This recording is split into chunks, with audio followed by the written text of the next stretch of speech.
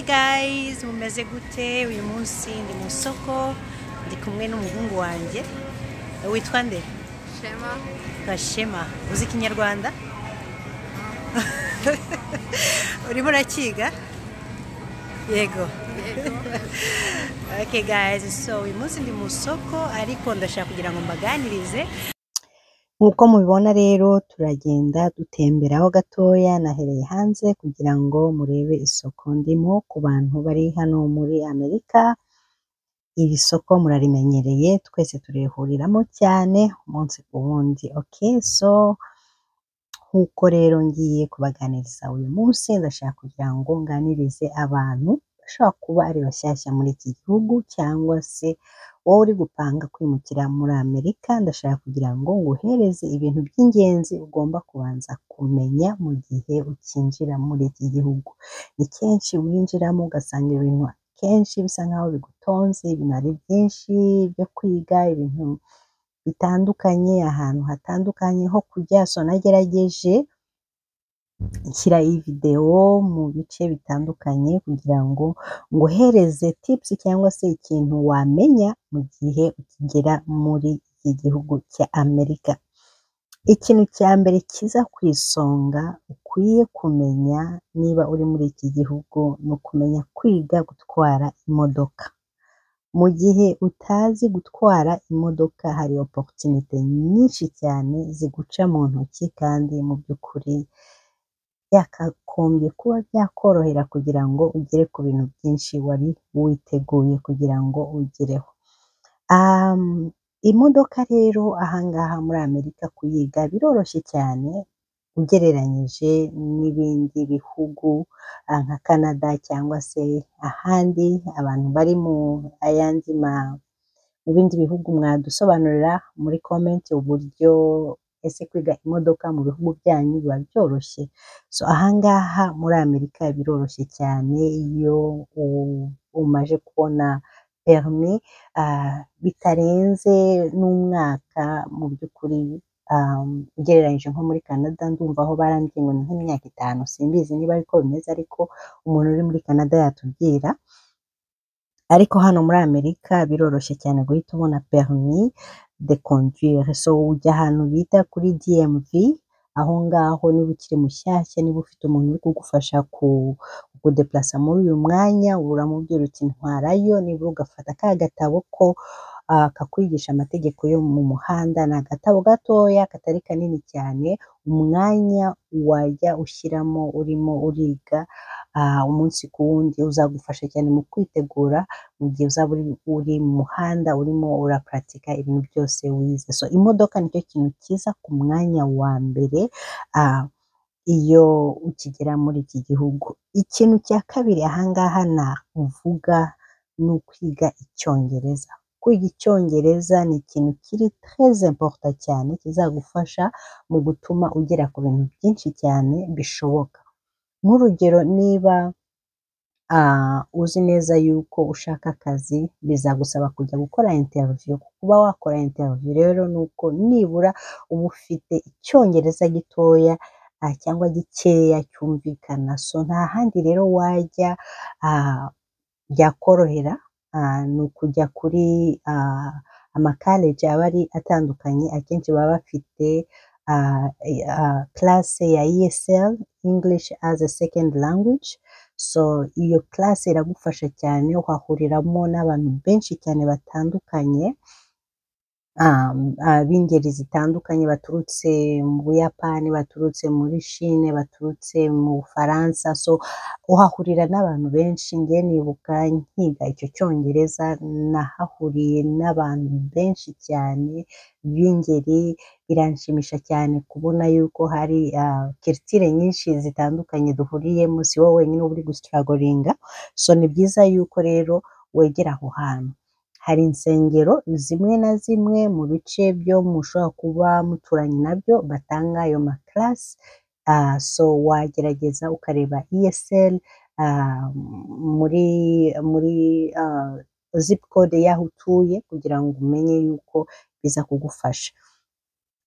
Iyo ubona yuko maybe déplacement hari bikugora kujya aho kwiga nabyo wabisaba yuko babigukorera online, so bakajya bakohereza amasede mu rugo ukabikurikirana aho ngaho, bakakoherereza buri kintu cyose cyo kwiga mu rugo kugira ngo bigufashe nabwo utideplashije.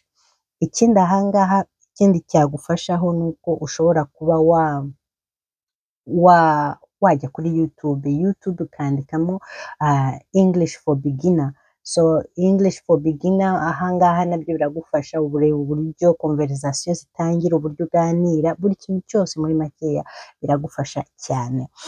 Ikindi kintu ukwiye kumenya hano, iyo umaze kugera muri Amerika uzabanza utuze wumve yuko impapuro za hano ntabwo zoroshye guhita uzibona ako kanya, bifata igihe. Niba waje utegereje green card, niba hari izindi impapuro zindi bigusaba yuko utegereza kugira ngo ubone permis de travail, so ni ukuba uzi neza yuko uzagira ukwihangana ukicara kugira ngo utegereze izo mpapuro zawe. Muri uko kwicara mu rugo ni ukuba uri kwiga icyo cyongereza bizagufasha, so ntiwigunge cyane wumva yuko ubuzima bugushiranye. Twese twaciye muri iyo nzira, ni ukuza ukicara ukarindira yuko izo mpapuro bazikoherereza mu rugo kugira ngo utangire akazi nk'abandi.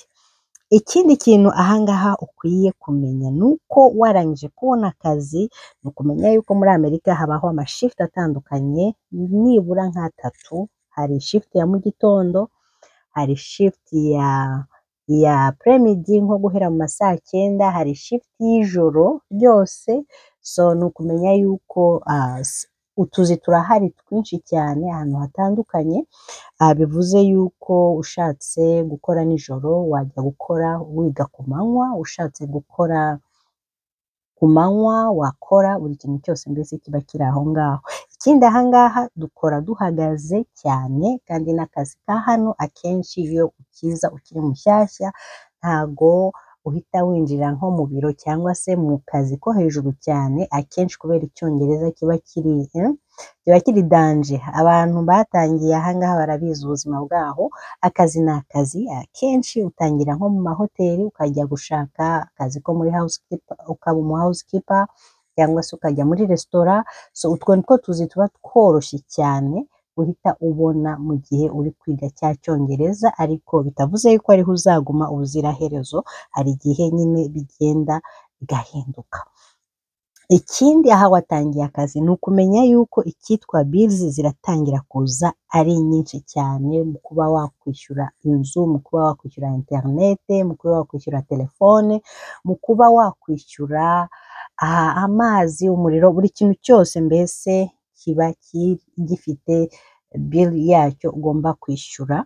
So ni ukumenya uburyo ukora budget yawe kugira ngo bigufashe mu gutuma ubona icyo usagura cyagufasha mu gihe kizaza. So ukamenya yuko muri Amerika habaho ikintu cyitwa assurance nyinshi cyane zitandukanye, assurance y'inzu, assurance y'imodoka, assurance y'ubuzima bwawe.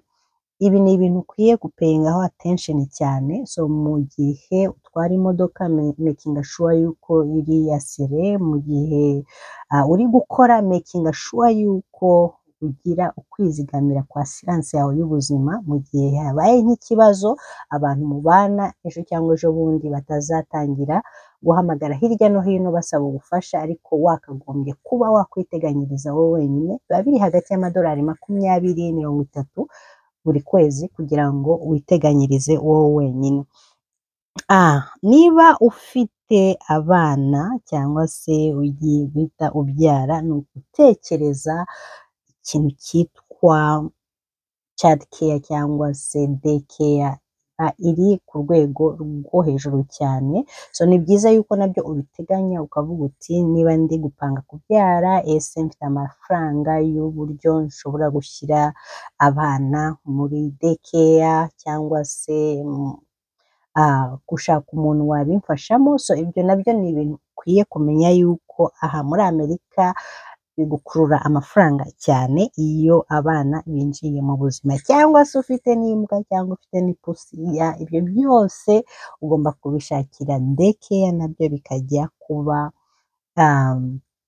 ahantu hemewe, kuko usize imbwa mu nzu hano cyangwa se ipusi mu gihe cya vakansi cyangwa se igihe cy'iki yaba ushaka kujya mu buroko ntabwo bakina. So ni byiza yuko ibyo byose ubitekerezaho mbere yuko ubyishyiraho. Imbwa za hano ntabwo zimeze nk'iz'iwacu. Izi mbwa za hano ziba mu nzu, ziba mu buriri, donc ziba ku meza. Ibintu nabonye ngewe bikantungura cyane.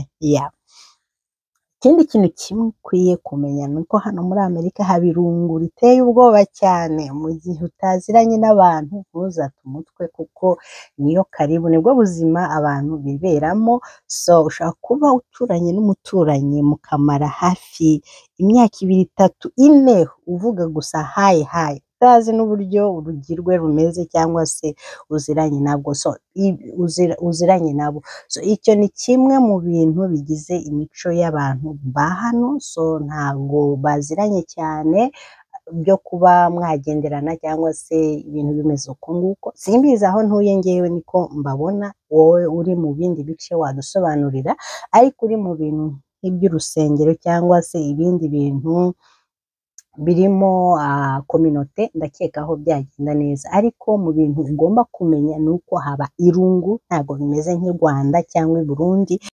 Mbese ni ukwicara uzi neza yuko irungu rishobora kuza, ariko iyo ufite amahirwe ukaba ufite abanyarwanda cyangwa se abantu baturutse muri Afurika uziranye nabo ku rusengero, mwahuye muri mu birori, aho ngaho irungu risa nkaho rigabanyutse. Ariko ku minsi ya mbere na mbere icyo kintu ntikizagutungure niba utari waza cyangwa se uri hano ukaba uri guca mu buzima nk'ubwo ngubwo.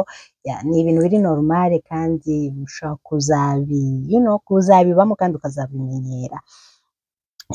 Ikintu ahangaha kandi ushobora kumenya mu gihe ukiri muri iki gihugu ukaba ubona yuko maybe nta bufasha ufite, uracyari mushyashya, hari igihe guverinoma igusapotinga rimwe na rimwe bakaguha ibiryo. Ugomba kujya ahantu bita kuri social services cyangwa se ahantu babyita DSS ndakeka. Aho hantu uragenda bashobora kuguha ibiryo, bashobora kugufasha n'amafaranga, bashobora kugufasha rimwe na rimwe muri déplacement mu gihe ufite appointment kwa muganga cyangwa se hari ibintu bitagenda ufite abana, baragufasha mu buryo bwiza cyane.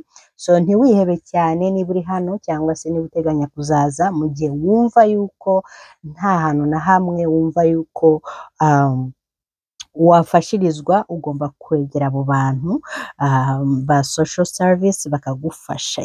Iyo niyo video nari mbafitiye uyu munsi, mbereka n'ibintu bibera muri iri soko. Mwabonyemo imyenda, mwabonyemo ibiryo, mwabonyemo buri kintu cyose. Iri soko ndarikunda cyane.